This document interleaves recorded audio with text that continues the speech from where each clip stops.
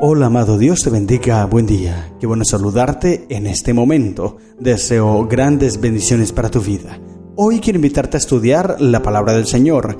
Nos corresponde leer el capítulo número 13 del libro de los Hechos. Y aquí inician los viajes, el ministerio de Pablo más bien. Encontraremos grandes cosas, lecciones poderosas para nuestra vida acerca de cómo nosotros debemos llevar el evangelio para que muchas personas conozcan lo que nosotros creemos y lo que dice la palabra del Señor y puedan prepararse para el encuentro con Cristo en las nubes de los cielos.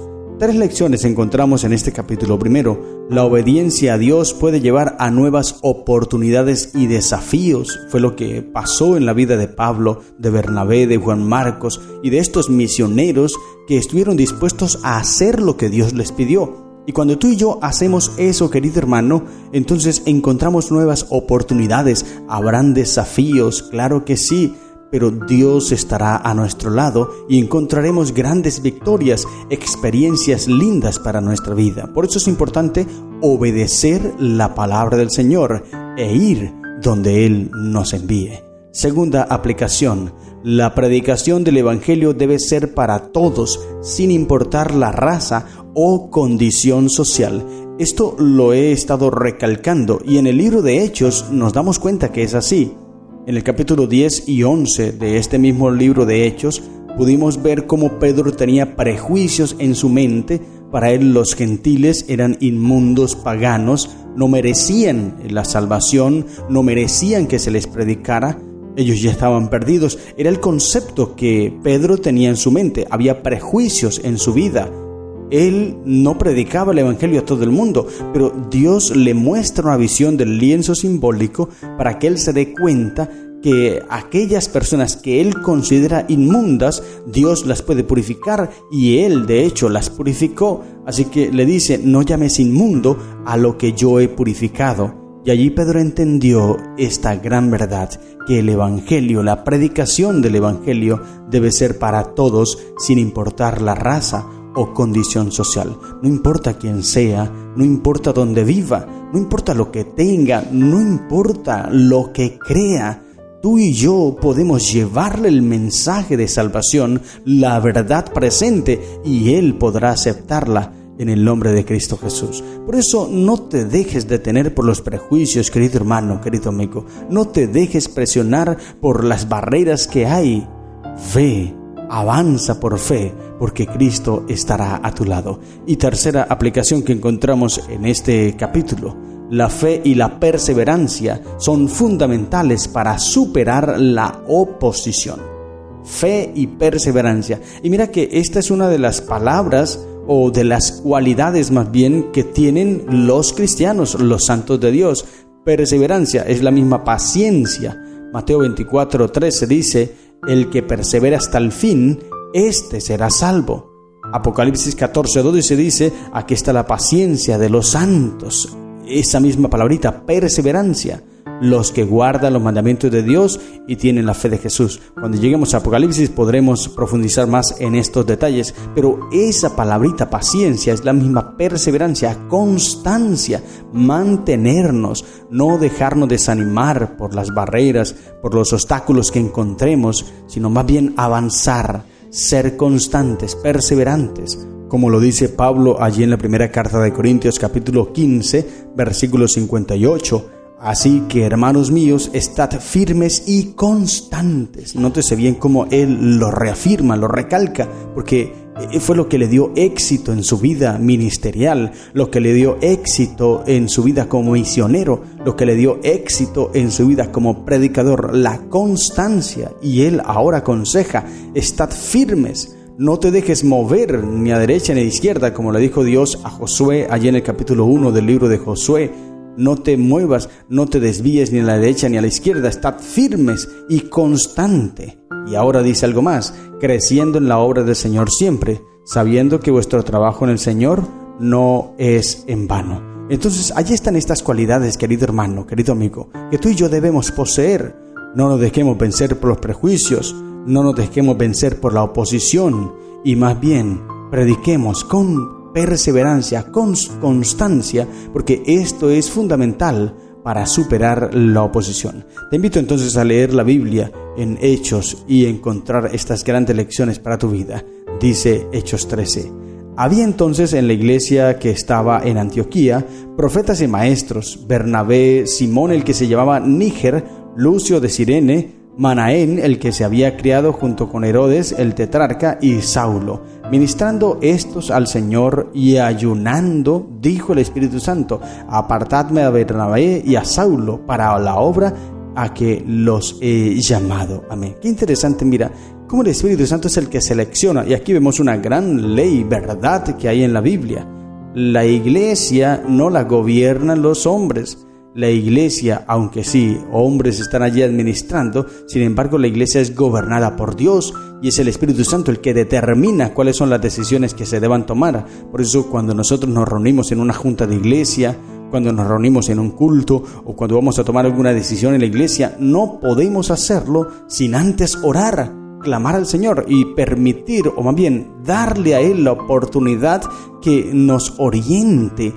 ¿Cuál es el camino al cual la iglesia deba indicarse o caminar? ¿Hacia dónde deba señalar? ¿Hacia dónde deba apuntar? Y mira bien que aquí se presenta que los dirigentes de la iglesia era organizada de una forma tremenda, poderosa, y esos líderes tenían cualidades, dones poderosos como profetas y maestros. Interesante. Es la forma en cómo la iglesia debe gobernarse, bien organizada, bien liderada. Y ahora el Espíritu Santo toma a Bernabé y a Saulo, y entonces, habiendo ayunado, dice el versículo 3, y orado, les impusieron las manos y los despidieron. Nótese bien que ellos vuelven a hacer lo mismo, ayunar y orar, porque esto es fundamental, es importante, prioritario en la organización, en la dirigencia de la iglesia.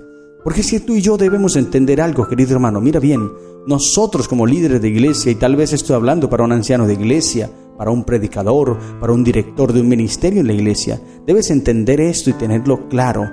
Tú no estás dirigiendo una empresa cualquiera, una empresa común. Tú estás dirigiendo la empresa de Dios, llamémoslo de esa manera. Es algo espiritual, es de Dios. Por tal motivo, tus atributos, tus cualidades deben ser espirituales. No puedes hacer nada sin orar, sin estudiar la Biblia, porque estás dirigiendo la obra de Dios, no estás dirigiendo la obra del ser humano, es la obra de Dios, y solo se puede hacer con oración, con ayuno, con entrega al Señor, buscando siempre la orientación de Dios, porque Él es quien nos orienta y quien nos muestra lo que debemos hacer.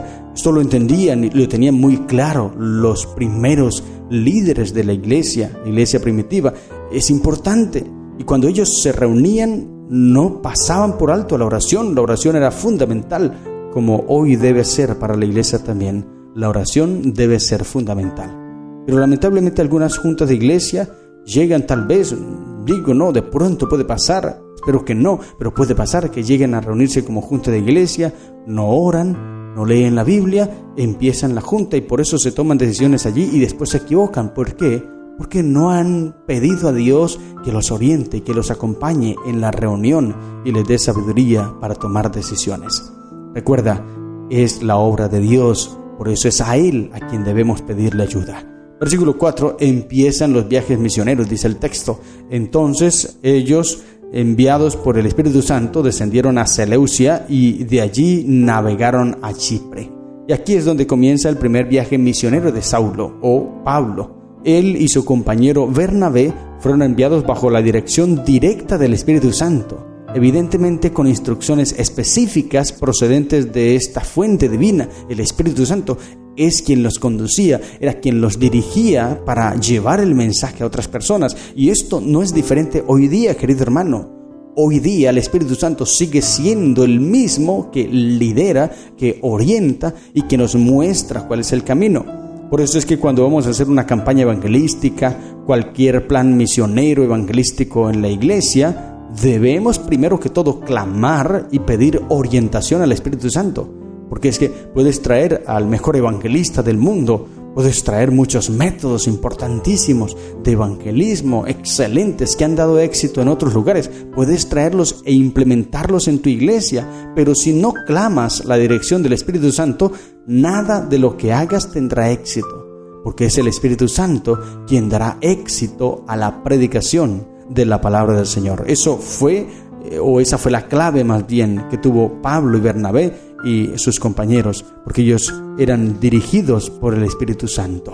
Luego versículo 5 dice: llegando a Salamina, anunciaban la palabra de Dios en la sinagoga de los judíos. Tenían también a Juan de ayudante, y habiendo atravesado toda la isla hasta Pafos, hallaron a cierto mago, falso profeta judío llamado Barjesús, que estaba con el procónsul Sergio Paulo, varón prudente. Llamando a Bernabé y a Saulo, deseaba oír la palabra de Dios, pero les resistía Elimas, el mago, pues así se traduce su nombre, procurando apartar de la fe al procónsul. Entonces Saulo, que también es Pablo, lleno del Espíritu Santo, fijando en él los ojos, dijo: «Oh, lleno de todo engaño y de toda maldad, hijo del diablo, enemigo de toda justicia, ¿no cesarás de trastornar los caminos rectos del Señor? Ahora pues, he aquí la mano del Señor está contra ti, y serás ciego, y no verás el sol por algún tiempo». E inmediatamente cayeron sobre él oscuridad y tinieblas, y andando alrededor buscaba a quien le condujese de la mano. Entonces el procónsul, viendo lo que había sucedido, creyó maravillado de la doctrina del Señor. Nótese bien esto. Todo aquel que interfiera en los planes del Señor es dejado a un lado. Este mago pensaba que podía detener la obra de Dios, pero mira cómo fue desechado, fue dejado a un lado. Pero la obra de Dios sigue predicándose, hermano. Nadie puede interferir en los planes del Señor, porque los propósitos de Dios se cumplen, siempre se cumplen. Nadie puede detener a Dios. Lo mejor que nosotros podemos hacer es aliarnos a Dios y servirle, ayudarle en la predicación de la palabra del Señor. Y ahora viene el versículo 13 en adelante, donde llegan a Antioquía. Y allí se aparta de ellos Juan Marcos, y este es el mismo autor del libro de Marcos. Dice el versículo 13: habiendo zarpado de Pafos, Pablo y sus compañeros arribaron a Perge de Panfilia, pero Juan, apartándose de ellos, volvió a Jerusalén. No sabemos la razón por la cual Juan se alejó, pero esto más adelante leeremos en otros capítulos. Cuando lleguemos allí, analizaremos que Pablo se molesta por ello, porque Juan Marcos los dejó, los abandonó. De pronto Lucas sabía la razón, y si él sabía la razón por la cual Juan Marcos se fue, entonces posiblemente por respeto al éxito que Juan Marcos tuvo después y de todos los alcances que tuvo en la obra que realizó, entonces esto impidió que tal vez Lucas escribiera la razón por la cual Juan Marcos se fue. Y luego más adelante Pablo, en la segunda carta de Timoteo capítulo 4 versículo 11, dice: solo Lucas está conmigo, toma a Marcos y tráele contigo, porque me es útil para el ministerio. Nótese bien cómo, aunque Juan Marcos se había alejado un momento, y esto molestó a Pablo, bastante molesto, pero luego se dio cuenta de que realmente era muy útil. Entonces aquí vemos, querido hermano, que es el Espíritu Santo quien dirige la obra. Es el Espíritu Santo que conduce a sus ministros, a sus misioneros, para que lleven el mensaje de salvación a muchas personas más. Y allí empieza entonces Pablo en Antioquía a predicar la palabra del Señor, a hablar acerca de lo que hizo Dios con el pueblo, y empieza un recuento parecido al que hizo Pedro, pero le recuenta todo lo que sucedió desde el principio hasta el final, cómo Dios condujo a su pueblo, cómo dirigió a su pueblo. Y me llama la atención, versículo 14, que dice: ellos, pasando de Perge, llegaron a Antioquía de Pisidia, y entraron en la sinagoga un día de reposo y se sentaron. Nótese bien entonces, el sábado seguía siendo aún guardado todavía en el pueblo de Israel, en la iglesia cristiana.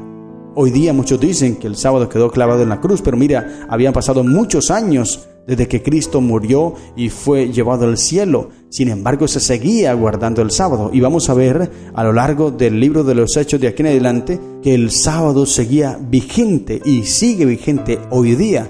Tú puedes decir, pero es que solamente eran los judíos. Bueno, vamos a leer mañana y los otros días que no solamente eran los judíos, los griegos gentiles también guardaban el día de reposo, porque ese es el día correcto, el día que Dios ha dejado en su palabra. No hay cambios. La palabra del Señor en ningún momento ha dicho que el día de reposo ha cambiado. Lo que sí ha sucedido es que el hombre se inventó que ese día cambió, pero no es Dios, fue el hombre. Entonces, como dijo Pedro, es preciso obedecer a Dios antes que a los hombres. Si tú guardas el domingo, obedeces a los hombres. Si tú guardas el sábado, día, mandamiento bíblico, entonces estarás obedeciendo a Dios. Tú tomas la decisión. ¿Quién quieres que te guíe, que te conduzca en tu vida? ¿El hombre o Dios? Pero como dice el escritor bíblico, yo y mi casa serviremos a Jehová, y solo Él será nuestro guía, nuestro sustento y nuestro ayudador. Estas son las lecciones que encontramos en el capítulo 13 del libro de los Hechos. Que el Señor te bendiga. ¡Feliz día!